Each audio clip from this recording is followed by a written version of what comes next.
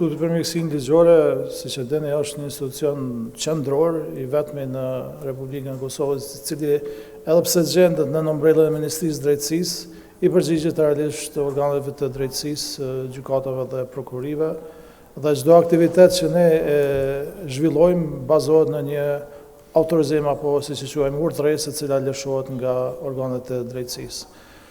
Ne kemi trashëguar dhe kemi qenë pjesë realisht aktive e një procesi, mund të them, voluminoz që është zhvilluar gjatë këtyre 27 viteve, duke filluar nga organizatat e ndryshme ndërkombëtare, prej më njëherë pas luftës kur filluan ekipet e ish tribunalit të Hagës, të cilat operuan në vitin 1999 dhe 2000 dhe të cilat kishin për synim apo qëllim kryesor dokumentimin e gjitha atyre krimeve që ishin kryer gjatë luftës në Kosovë, në mënyrë që të grumbullohen prova të mjaftueshme që të ndiqen penalisht ata të cilët i kishin kryer këto krime. Mirë po, për fat të keq, identifikimi në atë kohë nuk ishte primar për ta, ishte më shumë pra dokumentimi, dhe edhe pse u krye një punë e madhe nga ata,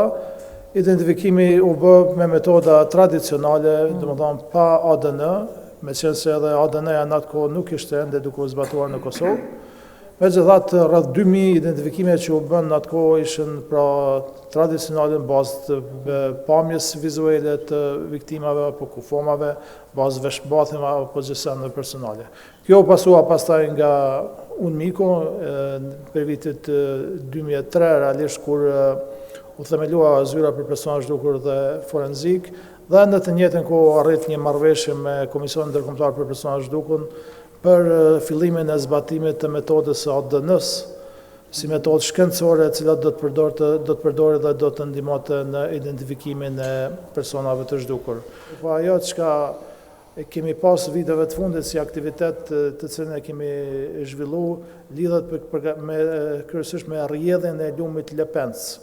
E dim nga përvoja të kaluara se ka qenë një lloj paterni apo modeli që autoritetet serbe kanë pasur që t'i largojnë trupat kryesisht duke i vendosur varrosur në për lokacione klandestine, qoftë në gurore o gurthys, apo duke hudhur në rrjedhën e lumenjve. I njëjti skenar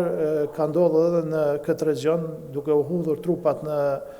lumen Lepenc, të cilët pastaj janë mbartur në territorin e Maqedonisë apo Maqedonisë së Veriut të sotme. Ne kemi pasur dëshmitar vizual okular të shumë të cilët kanë dokumentuar që kanë parë trupat të cilët kanë lundruar përgjatë Lepencit duke kaluar kufirin në Maqedoni. Kemi pasur dokumente, pasi kemi komunikuar me autoritetet maqedonase, kemi pasur dokumente që kanë vërtetuar që ata kanë tërhequr trupat nga lumi në anën e tyre dhe i është bërë autopsia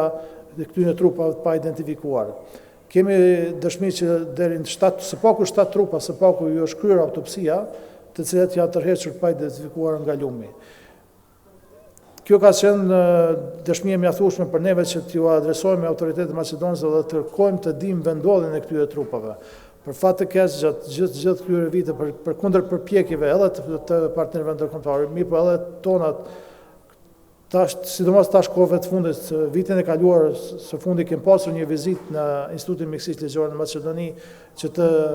gjejmë dëshmi, që të gjejmë prova se ku kanë mundur të varrosen këta trupa të cilët janë tërhequr nga lumi, mirë për fat të keq ende nuk kemi arritur të ky informat. Ekzistojnë hipoteza se mund të jenë varrosura në varrezat e butelit, mirë po nuk ekziston një dëshmi e saktë se ku mund të jetë vendodhja atyre. Sidoqoftë ne do të mbajmë këtë komunikim me autoritetet maqedonase. Për informimin tuaj ka ndodhur një komunikim edhe në nivel të ministrive mes Ministrisë së Drejtësisë të dy vendeve për të adresuar kjo çështje,